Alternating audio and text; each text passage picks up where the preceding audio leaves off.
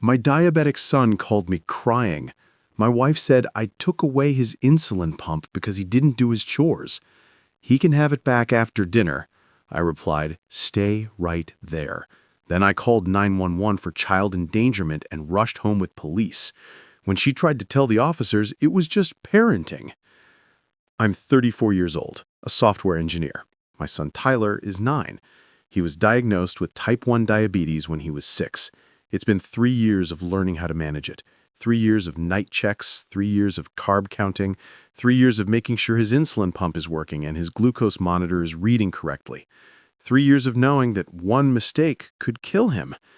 My wife Angela is 32. We've been married for 11 years. She wasn't always like this.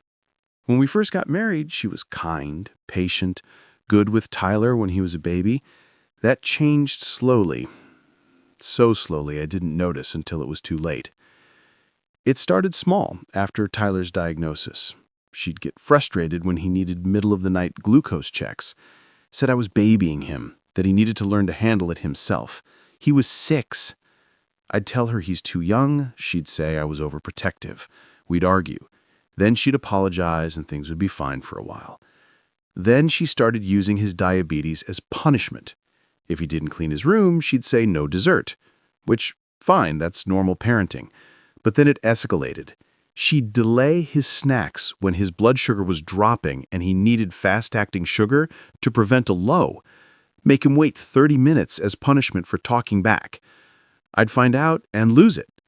She'd say she was teaching him consequences, that he needed to learn that actions have results. I told her, you don't use a medical condition as a teaching tool. You don't withhold food from a diabetic child. She'd cry, say she was trying her best, that being a parent to a special needs child was hard, that I didn't appreciate her. I'd feel guilty, back down, tell myself she was stressed, that she'd learn, that it wouldn't happen again. It always happened again. 2 months ago, Tyler came to me quietly, said Mom told him if he got an A on his math test, she'd let him have his pump back. I said, what do you mean, let you have it back? He said she took it off that morning because he didn't make his bed, that she said he could wear it to school if he promised to be better. I saw red. Found Angela in the kitchen, asked her what the hell she was thinking. She said he needs to learn responsibility. I said he's 9 years old with a disease that could kill him in hours without insulin. She said I was being dramatic, that the school nurse had insulin, that he'd be fine for a few hours, that I undermined her parenting constantly. I told her if she ever touched his medical equipment again, I'd leave. She stared at me, said, you'd break up our family over this? I said I'd do whatever it takes to keep Tyler safe. She didn't say anything, just walked away. I thought that was the end of it. I thought she understood. Yesterday, I was at work. Big presentation for a client. Phone on silent in my pocket. Meeting ran 2 hours. When I got out, I had 7 missed calls from Tyler's number. My stomach dropped. Called him back immediately. He was crying so hard he could barely talk. Dad, please come home. I can't find my pump. Mom took it. She won't give it back. My sugar is getting high. The monitor keeps beeping. I asked where his mom was. He said she's here, but she won't listen. She said I have to wait until dinner. Dad, I don't feel good. I asked to speak to Angela. Tyler must have handed her the phone. She said, hello, like nothing was wrong. I said, what the hell is going on?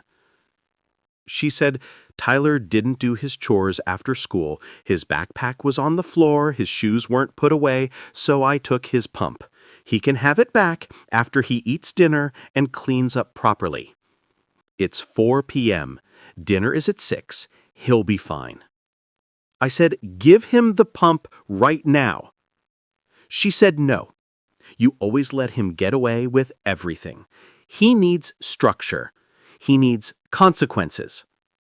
I said, Angela, he's diabetic. She said, I know that. You act like I don't know my own son's condition. He's not going to die in 2 hours. Stop being dramatic. I hung up, dialed 911, told them my wife had taken my diabetic son's insulin pump as punishment and was refusing to give it back, that his blood sugar was rising and she was withholding medical equipment. The operator asked if this was an emergency. I said, my son has type 1 diabetes and no access to insulin. Yes, this is an emergency. She said police and ambulance were on the way. Stay on the line. I said, I can't. I have to get home. I'm 20 minutes away. She said, sir, stay on the line. I hung up, got in my car, drove 80 in a 45, didn't care. Called Tyler back, said, buddy, I'm coming. Police are coming. You're going to be okay. He said, Dad, I'm scared. I feel shaky. I said, I know. I'm so sorry. This is not okay. What Mom is doing is not okay. Stay on the phone with me. I kept him talking the whole drive. Asked him about school, about his friends, about the video game he wanted, anything to keep him conscious and alert. His voice got quieter, more confused. I drove faster. Pulled into my driveway at the same time as 2 police cars and an ambulance. Ran inside. Tyler was on the couch, pale, sweating, shaking. Monitor reading 310 and climbing. His continuous glucose monitor is separate from his pump. It stays on his arm and shows his levels in real time. That's how we knew it was 310. But without the pump, he had no insulin to bring it down. I grabbed him. The paramedics came in right behind me. They assessed him immediately, asked where his pump was. Angela was standing in the kitchen. She looked shocked, said, "What is this? Why did you call the police?"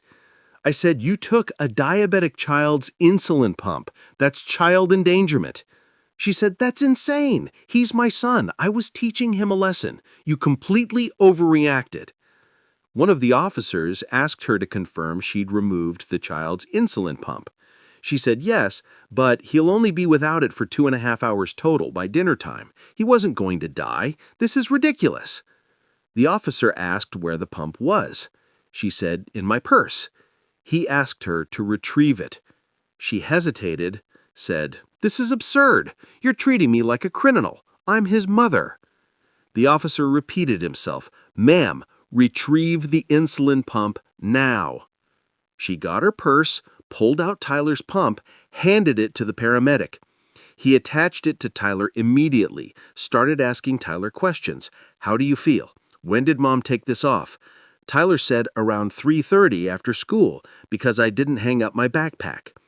The paramedic looked at Angela, said, "You took a type 1 diabetic's insulin pump for over an hour as punishment." She said, "He needs to learn consequences. He's always so careless." The paramedic said, "Ma'am, this child could have gone into diabetic ketoacidosis. That's a medical emergency." She said, "But he didn't. He's fine. See, everyone is overreacting." The officer asked if I wanted to press charges. I looked at Tyler, at my son who was still shaking and pale and scared, said, "Yes, absolutely." Angela's face went white, said, "You're going to have me arrested over parenting?"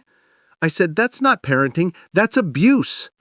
She started crying, told the officers I was vindictive, that we'd been having marital problems, that I was looking for an excuse to leave. The officer said, "Ma'am, this isn't about your marriage. This is about child welfare. We're going to need you to come with us." She said, "I'm not going anywhere. This is my house, my son."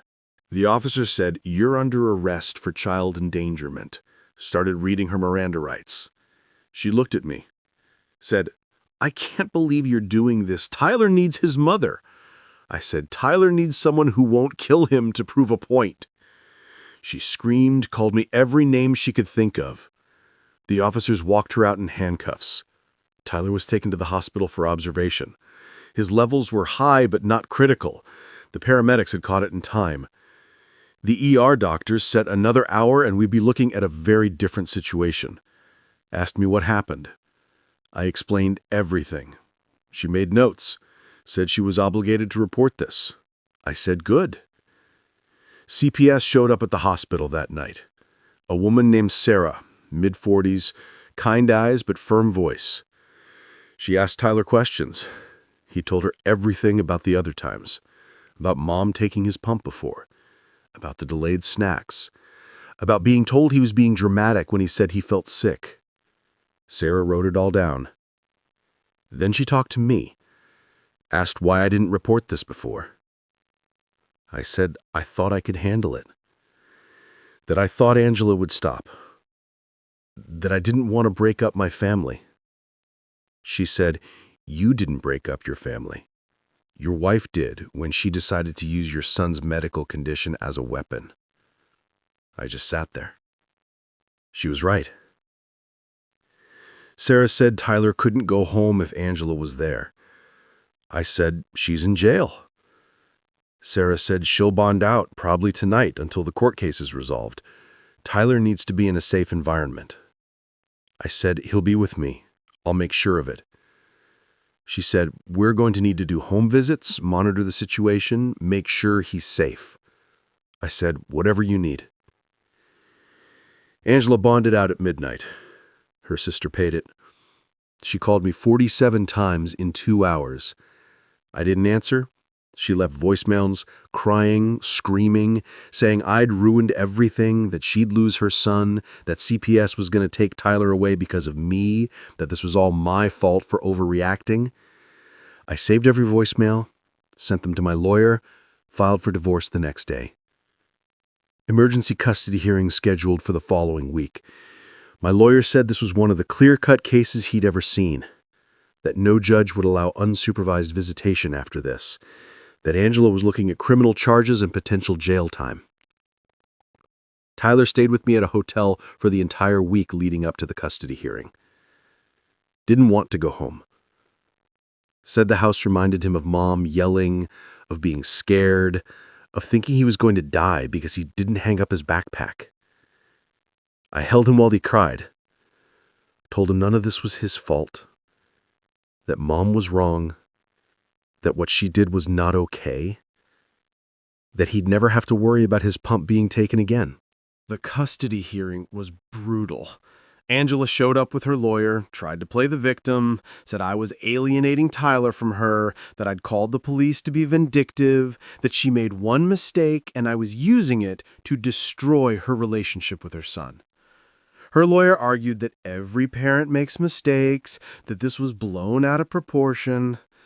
My lawyer played the voicemails, the ones where she screamed that Tyler was being dramatic, that he was fine, that I ruined everything. Played the 911 call, where I was begging the operator to send help. Played Tyler's call to me, where he was crying and confused. The courtroom was silent. I watched Angela's face. She looked down, couldn't watch herself being exposed. Then he called the paramedic, who responded, asked him to describe Tyler's condition when they arrived. The paramedic said the child was pale, diaphoretic, confused, blood glucose was over 300 and rising. Another hour without intervention, and we'd be looking at DKA, diabetic ketoacidosis. He explained to the court what that means: nausea, vomiting, rapid breathing, confusion, coma, death, all from lack of insulin. He was asked if this was a medical emergency. He said, absolutely, 100%. There is no scenario where withholding insulin from a type 1 diabetic is safe ever for any amount of time. The lawyer asked if he'd seen cases like this before. He said once, a babysitter who didn't understand diabetes. We reported it to CPS immediately. That child was removed from the home that night. Then he called the ER doctor, the CPS worker. All of them testified about the danger Tyler was in, about the pattern of behavior, about the risk of death, about how this wasn't a one-time mistake, but a pattern of using his medical condition as control. The judge looked at Angela and said, "Ma'am, do you understand that type 1 diabetes is a life-threatening condition?" Angela said, "Yes." The judge said, "Then explain to me why you thought it was appropriate to withhold insulin from your son." Angela said, "I just wanted him to learn responsibility. I didn't think 2 hours would hurt him." The judge said, "You didn't think. That's the problem. That's the recurring theme here. You didn't think about your son's safety. You didn't think about the medical risks. You only thought about your need to be obeyed. You put your need to control your child above his need to live. That's not parenting, that's abuse." The judge continued, "I've been on the bench for 23 years. I've seen a lot of custody cases, a lot of parents who made mistakes. But this isn't a mistake. Mistakes are accidental. This was deliberate. You deliberately took life-saving medical equipment from a child.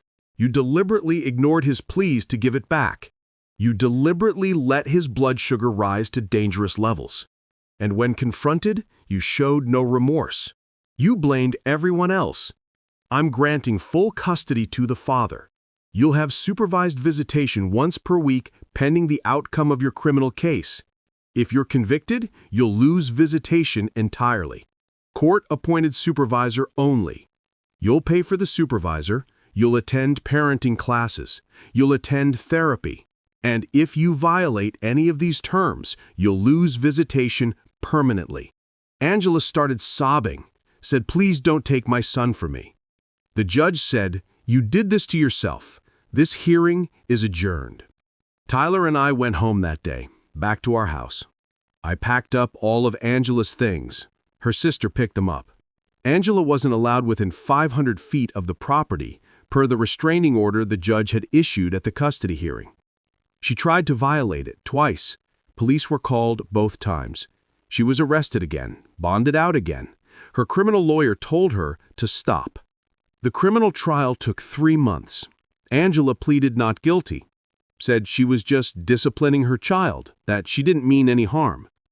The prosecutor brought in expert witnesses, endocrinologists, diabetes educators.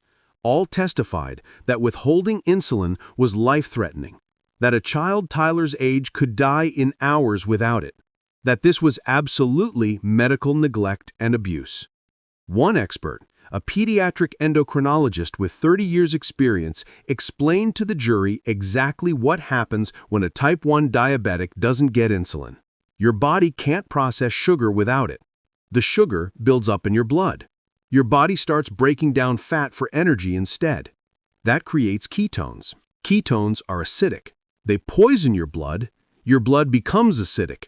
Your organs start shutting down. You go into a coma. You die. This process can happen in hours for a child. He was asked how long Tyler had before he'd be in serious danger. He reviewed Tyler's medical records, his weight, his typical insulin needs. He said based on these factors and the blood glucose reading of 310 when paramedics arrived, Tyler had maybe 2 more hours before DKA would begin, maybe 3 if he was lucky. Angela had taken the pump at 3:30, said he couldn't have it until after 6 p.m. dinner. That would have been 2.5 hours minimum. Then she would have made him eat dinner first, clean up, maybe another 30 to 45 minutes. He would have absolutely been in DKA, no question. The prosecutor asked what would have happened if Tyler went into DKA at home with a mother who was still refusing to give him his pump. The doctor said that child would die. Angela's lawyer objected. "Speculation." The judge overruled. "The doctor is providing medical expert testimony. Answer the question." The doctor said, "Without immediate medical intervention, a child in DKA will die. If the mother was still withholding the pump, still refusing to acknowledge the emergency, that child would not receive intervention in time. He would die." The jury looked at Angela. She was crying. Her lawyer tried to salvage it, asked if the doctor could say with 100% certainty that Tyler would have died. The doctor said, "I can say with 100% certainty that a type 1 diabetic child without insulin for that duration would enter DKA. I can say with 100% certainty that DKA is life-threatening. I can say with 100% certainty that this mother's actions created a life-threatening situation. Whether the child would have died depends on variables we can't know, but the risk was absolutely there. The jury deliberated for 2 hours, found her guilty of child endangerment. She was sentenced to 2 years probation and mandatory parenting classes. Lost all custody. Tyler was relieved. I was relieved. She violated probation within 6 months by trying to pick Tyler up from school. Went to jail for 90 days, was released 8 months ago from today. Tyler is doing better now. We have a routine. I check his pump every night, make sure his glucose monitor is charged, keep emergency sugar everywhere. He knows I'll never take his medical equipment, that his health comes before chores, before discipline, before everything. He sees a therapist twice a week, working through what Angela did, through the fear, through the trauma of thinking your own mother might let you die to prove a point. The therapist says he's resilient, that he'll be okay, but it takes time. Angela sends letters. Tyler doesn't read them. I scan them first. They're all the same. I'm sorry. I made a mistake. I love you. I miss you. Please forgive me. The therapist says Tyler isn't ready. Maybe he never will be. That's his choice. I support whatever he decides. People ask me how I didn't see it coming, how I stayed with someone who would do this. The truth is, it was gradual. Small things that got bigger. Boundary pushing that became boundary crossing. I thought I could manage it. I thought I could protect Tyler and keep our family intact. I was wrong. I should have left the first time she delayed his snack as punishment, the first time she used his diabetes as leverage. I should have documented everything and gone to court then, but I didn't. I tried to fix it, to reason with her, to make her understand. You can't reason with someone who sees your child's medical condition as a tool for control. Tyler asked me last week why Mom did it, why she cared more about a backpack on the floor than whether he lived or died. I didn't have a good answer. I still don't. I said sometimes people get so focused on being in control that they forget what actually matters, that Mom's need to be obeyed became more important than keeping him safe. He said, "That's dumb." I said, "Yeah, buddy, it really is." He's thriving now. His A1C levels are the best they've been in years. His doctor said he's doing amazing, that whatever we're doing at home is working. I said, we just follow the medical plan. Don't use his health as a bargaining chip. The doctor said, you'd be surprised how many parents don't do that. I wasn't surprised. Not anymore. I'm dating again. Nothing serious. A woman I met at Tyler's school. She's a teacher. Patient. Kind. She asked me about Tyler's pump one day. I explained diabetes. She said, that must be hard to manage. I said, it's not hard when you care more about your child's life than about being right. She said, that should be the baseline for parenting. I said, you'd think. Angela's probation ends in about 10 months. She'll petition for visitation again. My lawyer says no judge will grant it without serious therapy and proof of change, that her criminal record and violation of probation will weigh heavily against her. Tyler says he doesn't want to see her. I told him that's okay, that he gets to decide that. I'll support whatever he wants. Sometimes I wonder if I overreacted that day, if calling 911 was too extreme. Then I remembered Tyler's voice on the phone, scared, shaking, confused, begging me to come home, begging his mother to give him his pump. And I know I did the right thing. I'd do it again every single time. My son's life is not a negotiation tool. His health is not a punishment. His medical equipment is not something to be withheld for behavior modification. These are basic facts. The fact that I had to call police to enforce them is insane. The fact that I had to arrest my own wife to protect my child is insane. But I'd do it all again, without hesitation. Tyler is alive. He's safe. He'll never have to worry about someone taking his pump again. That's what matters. Not Angela's feelings, not her explanations, not her excuses. My son's life, that's the priority. That's always the priority. People tell me I'm a good dad. I don't feel like a good dad. Good dads don't let it get that far. Good dads see the warning signs earlier. Good dads protect their kids before the police have to get involved. But I'm trying. I'm doing better. I'm making sure Tyler knows he's safe, that his health matters more than chores, more than discipline, more than anything. That's all I can do now. Be better, be vigilant, be the parent he deserves, and make sure that no one ever uses his diabetes as a weapon again. Not his mother, not anyone. Never again.